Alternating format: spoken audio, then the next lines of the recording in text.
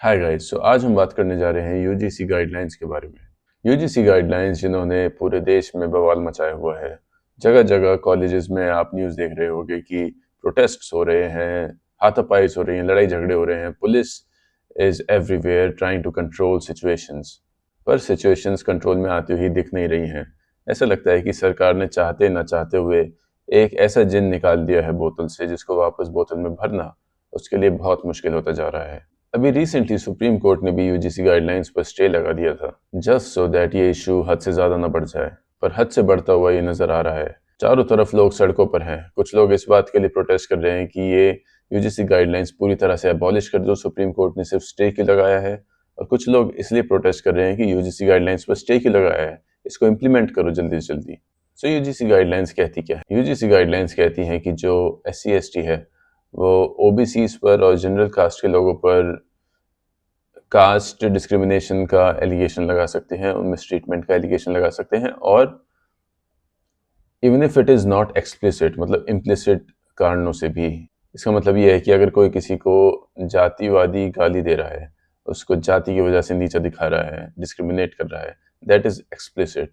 लेकिन अगर किसी इंसान को सिर्फ ऐसा लगता है कि इस इंसान ने मेरे साथ भेदभाव जाति के कारण किया है, या फिर ये मुझसे बात ठीक से नहीं कर रहा है मेरी जाति देखकर, तो उन चीज़ों पर भी ब्लेम करा जा सकता है। सिमिलरली जो ओबीसी कास्ट के लोग हैं वो सवर्णों पर ब्लेम कर सकते हैं, और सवर्ण किसी को ब्लेम नहीं कर सकते। इनिशियली ये बात हुई थी, बट बाद में बात खुली कि हर कास्ट का इंसान किसी पर भी ब्लेम लगा सकता है कि उसके साथ कास्ट बेसिस पर डिस्क्रिमिनेट करा जा रहा है। इवन जनरल भी, ओबीसीज भी और SC ST भी। तो basically it's even for everyone in terms of having the right to blame, but it is still a very wrong weapon। पर बिकॉज हर कोई हर किसी को ब्लेम कर सकता है, इसका मतलब ये नहीं है कि it's going to be harmless. क्योंकि छोटी छोटी बातों पर भी लोग एक दूसरे को ब्लेम कर दिया करेंगे।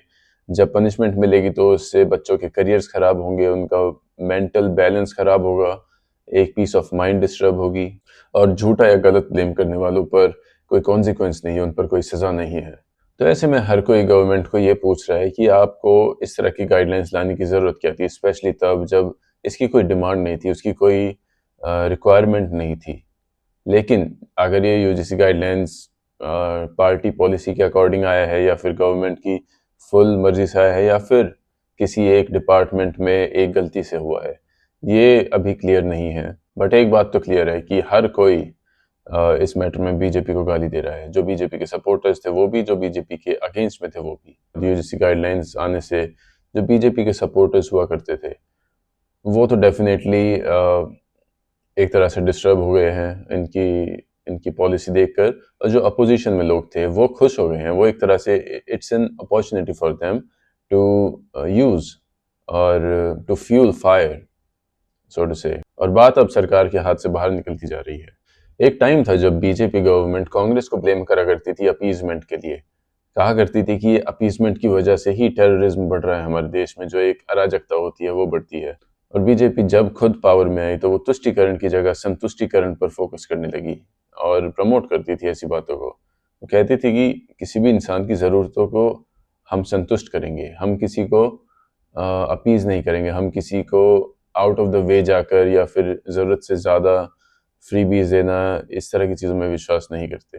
कांग्रेस एक SC ST एक्ट भी लाई थी, जिसमें कोई भी SC ST कैटेगरी का इंसान दूसरे किसी कैटेगरी के कास्ट पर इल्ज़ाम लगा सकता है बेसिकली कि उसके साथ कास्ट डिस्क्रिमिनेशन हुआ है।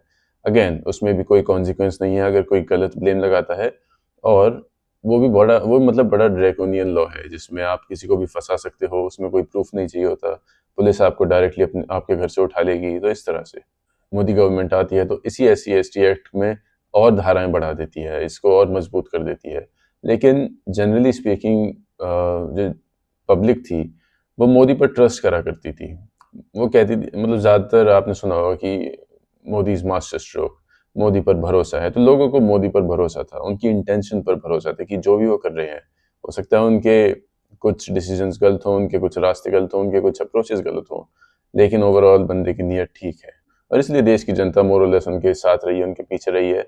और 3 बार गवर्नमेंट बना पाए हैं वो इसी वजह से। फिर चाहे वो मोदी जी के क्रिटिकल इश्यूज हो कि गालवान डिस्प्यूट या Doklam dispute, China border dispute, Balakot air strike, surgical strikes, जहां पर पूरा अपोजिशन सबूत मांगता रहता था, वहां पर बीजेपी के सपोर्टर्स ने कोई सबूत नहीं मांगा। उन्होंने कहा, हमारे नेता ने कहा है, हमारे प्राइम मिनिस्टर ने कहा है, वी आर गुड।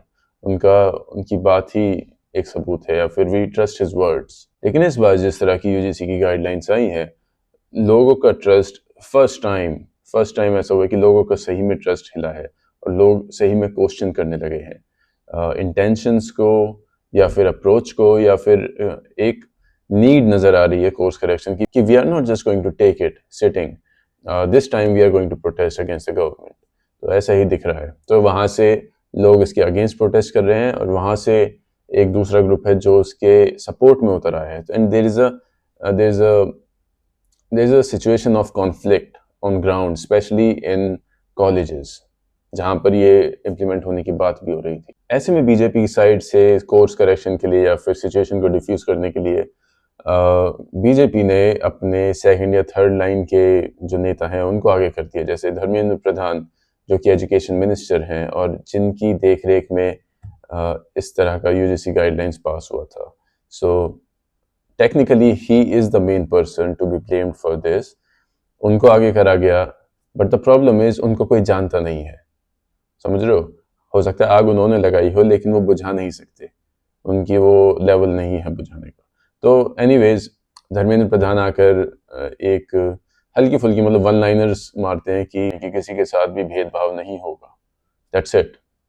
वो एक दो लाइन बोली, जैसे मोहन भागवत जी बोल देते हैं कि सबका डीएनए सेम है, ऐसे ही किसी के साथ भेदभाव नहीं होगा, और बस चलते बने। सोचा कि मेरी एक लाइन ही काफी होगी सिचुएशंस को संभालने के लिए। ये एक ऐसा मैटर है जहां पर पीएम मोदी को खुद सामने आकर चीजों को क्लैरिफाई करना चाहिए। उनको साफ साफ कहना चाहिए कि हो सकता है कि यूजीसी गाइडलाइंस में कुछ गलत था, हो सकता है कोई इशू रह गया हो, we are going to work on it. जिस तरह से वो फार्मर्स प्रोटेस्ट में सामने आए थे कि हमें समझाने में गलती हुई, हम अपनी बात समझा नहीं पाए, इसलिए हम उसे वापस ले रहे हैं। तो be brave, and this is the situation जो पीएम मोदी खुद ही डिफ्यूज कर सकते हैं। Having said that, PM Modi ने रिसेंटली एक स्पीच दी जिसमें he try to address this situation by his usual way of beating around the bushes. इस सिचुएशन को डिफ्यूज करने और नॉर्मलाइज करने के लिए उन्होंने बहुत ही प्रॉब्लमेटिक स्पीच दे दी है। आप कल्पना कर सकते हो कि एक महापुरुष जिसको इतना जुल्म सहना पड़ा हो, जिसका बचपन अन्याय, उपेक्षा और उत्पीड़न से बीता हो, जिसने अपनी मां को अपना में अपमानित होते देखा हो, मुझे बताइए ऐसे व्यक्ति को मौका मिल जाए तो हिसाब चुकता करेगा कि नहीं करेगा? तुम मुझे पानी नहीं भरने देते थे, तुम मुझे मंदिर नहीं जाने देते थे, तुम मेरे बच्चों को स्कूल में एडमिशन देने से मना करते थे। मनुष्य का जो लेवल है ना, वहां ये बहुत स्वाभाविक है, लेकिन जो मानव से कुछ ऊपर है वो बाबा साहब अम्बेडकर थे कि जब उनके हाथ में कलम थी, कोई भी निर्णय करने की ताकत थी। लेकिन आप पूरा संविधान देख लीजिए, पूरी संविधान सभा की डिबेट देख लीजिए, बाबा साहब अम्बेडकर की बातों में, वाणी में, शब्द में कहीं कटुता नजर नहीं आती है, कहीं बदले का भाव। तो यहां पर ऐसे लग रहा है कि नरेंद्र मोदी एक नैरेटिव को केटर कर रहे हैं। वो मान चुके हैं कि ग्रास रूट्स पर जो ये परसेप्शन है कि अंबेडकर जी ने संविधान लिखा था और जो SC/ST या दलित लोग होते हैं उनको पानी पीने से मना कर दिया गया था पास्ट में हिस्टोरिकली, और ऐसा ट्रेंड था। इन दो चीज़ों पर बेसिकली स्टैंप लगा रहे हैं। कोई इंस्क्रिप्शन नहीं है, कोई डॉक्यूमेंटेशन नहीं है। जितने भी फॉरेन से ट्रैवलर्स आया करते थे, इंडिया को डिस्क्राइब करते थे, कहीं भी इस तरह की बात नहीं है कि एक सेक्शन ऑफ सोसाइटी को पानी नहीं पीने दिया गया या वगैरह वगैरह। तो यहाँ मोदी जी इन दो फेक नैरेटिव्स को सॉलिडिफाई करते हुए नजर आ रहे हैं। नंबर 1 कि अंबेडकर जी ने संविधान लिखा। Ambedkar ji was a part of drafting community. जितनी भी कॉन्स्टिट्यूशन पर बहस हुआ करती थी, जो भी डिसाइड हुआ करता था, Ambedkar ji used to draft it. So it's a group effort by everyone, a lot of people. Number 2, as I said, atrocity literature को बढ़ावा देना, उसको स्टैंप लगाना कि हाँ ऐसा था। और मोदी जी ने एक फ्रेज बोला, हिसाब चुकता होना चाहिए होगा, और कहना वो चाह रहे थे कि हो सकता है कि गलत हुआ हो और उसका हिसाब चुकता होना चाहिए। लेकिन अंबेडकर जी उस चीज़ से ऊपर थे और उन्होंने ऐसा कुछ नहीं किया, इसलिए आपको भी नहीं करना चाहिए।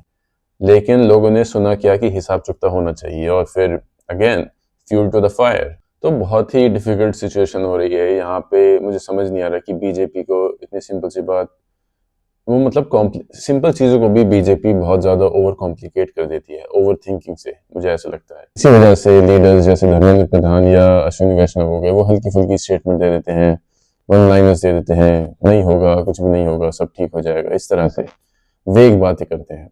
वहीं जो टॉप लीडरशिप है वो बहुत ज़्यादा ऐसा लगता है कंफ्यूज हो गई है अपने ही बातों में। इसी तरह से जैसे दिल्ली में प्रोटेस्ट हुए थे सीएए को लेकर, इसी तरह से फार्म लॉस थे, इसी तरह से कितनी ही चीज़ें थी जहाँ पे गवर्नमेंट कम्युनिकेट नहीं कर पा रही है।